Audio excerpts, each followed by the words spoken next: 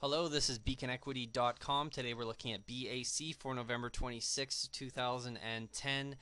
We had a recent bounce here off $2.51, and we had a nice rally up here to $19.05, and we had another recent high of 1984. So this here is a resistance area, and we had some trouble breaking above this particular point, and now you can see that our momentum is now shifting to the downside.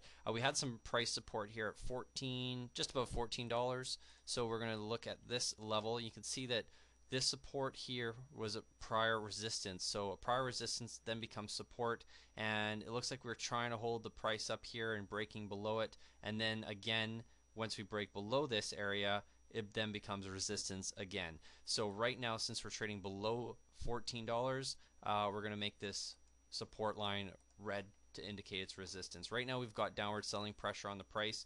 You can see the trend developing here where we've got a series of lower high points, and this red resistance line is basically pushing the stock price down lower. Now what we saw here was an increase in volume as we came down and tested this $11 area. Now we also had prior support in this particular point. Now generally when you see an increase in volume, that can sometimes indicate a bottom in a downtrend. When we're moving down and volume, which is also interest, picks back up in the stock, it can indicate that interest is picking up. So what we got here is a support line and a downtrend line, and we need this volume to increase here again. We're having low volume on the second time we're touching this level. That indicates we could continue to move down. Now the dominant trend is down. We need to find a support to break this resistance area.